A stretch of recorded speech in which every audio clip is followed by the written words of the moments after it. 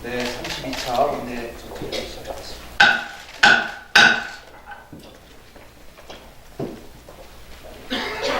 네, 어제 바른미래당과 민주평화당, 정의당 등 야3당 원내대표들이 공동 기자회견을 가졌습니다. 또 정치개혁 공동행동 주관으로 원내외 7개 당이 함께하는 기자회견도 있었습니다.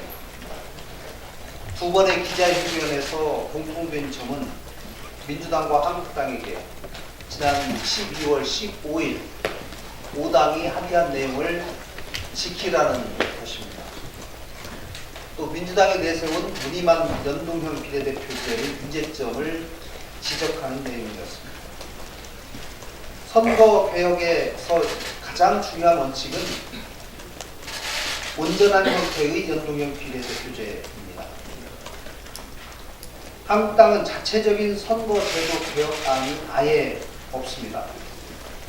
한국당은 다른 당의 의원의 권력형 비리 의혹을 들추려고 목포 현장까지 가는 적극성을 보였음에도 선거제도 개혁에 대해서는 몰착하고 소극적인 자세로 임하고 있습니다. 선거개혁은 대한민국 개혁을 위한 첫 시작입니다. 국가적 과제이자 국민적 요구입니다. 그렇기 때문에 제1야당으로서 그 어느 문제보다도 책임감을 가지고 임해야 할 것입니다. 한국당이 선거개혁 논의에서 반대하는 것 말고 진정성 있는 논의를 하는 것이 언제입니까? 구체적인 대안이나 입장을 내놓지 않으면서 타당의 제안을 비난만 하면서 시간만 낭비하는 것은 무책임의 극치입니다. 의원 정수 문제, 지역구와 비례대표제의 비율 문제에 관한 명확한 입장을 내놓아야 합니다. 오늘 예정된 정개특위 전체 회의에서 어제 말씀드린 야3당의 입장을 다시 한번 밝힐 것입니다. 열린 자세를 갖고 다른 당의 내용을 충분히 검토하면서 협의를 해 나가겠습니다. 자유한국당, 더불어민주당 열려있는 자세로 협의에 임해 주십시오. 선거개혁 논의가 반드시 1월 안에 결실을 맺을 수 있도록 마지막 결단을 촉구합니다. 민주당은 도대체 국회를 놔두고 어디를 갔습니까? 지난해 경제 성장률이 2.7%로 6년 만에 가장 낮은 상태를 보일 정도로 경제가 매우 어려운 상황입니다. 선거개혁 논의는 진척이 없고 사법개혁도 지지부진합니다. 미세먼지 문제, 카풀 관련 갈등, 체육계 성폭행 사건, 노사 갈등, 한일 외교 문제, 한미 방위비 분담금 문제, 각종 민생 문제와 현안 문제가 방치되고 있습니다. 그에 더해서 정신을 차리지 못할 정도로 터져나오는 정부 여당발 권력형 비리 의혹 사건으로 시끄럽습니다. 민주당이 정쟁이 우려될까봐 국회를 안 한다고 하는데 올 1년 내내 국회가 계속 공전될까봐 걱정됩니다. 앞으로 권력형 비리 사건이 나올 때마다 국회를 회피하고 미루겠습니다.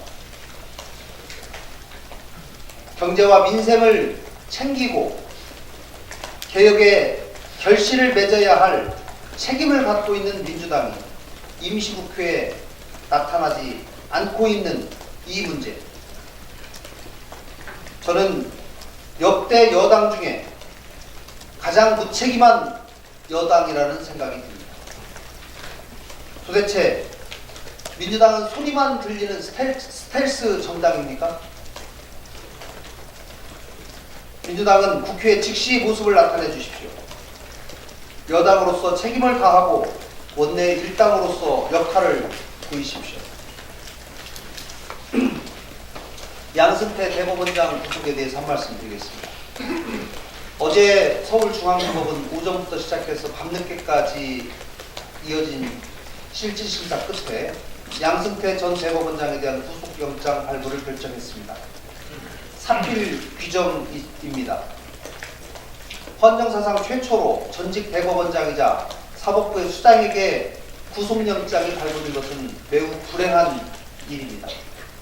국가적으로나 국민들에게나 사법부로서도 불행한 일입니다. 다시는 이러한 일이 있어서는 안 됩니다. 재발 방지를 위해서라도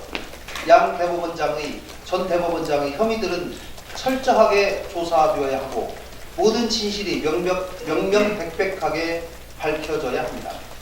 사법부에서 벌어진 각종 의혹과 사법행정권 남용에 대한 내용이 사실이라면 엄중한 책임을 물어야 하고 그 수장에 대한 책임 추궁은 당연합니다. 지금 법원의 신뢰는 땅에 떨어져 있습니다. 국민들에게 한없이 불신받고 있는 법원이 신뢰를 회복할 수 있도록 법원을 포함해서 우리 사회 모두가 지속적으로 노력해야 하겠습니다. 사법농단으로까지 비화된 사법부가 제대로 설 수 있도록 바른미래당은 국회 일원으로서 그 역할을 다해 나가겠습니다.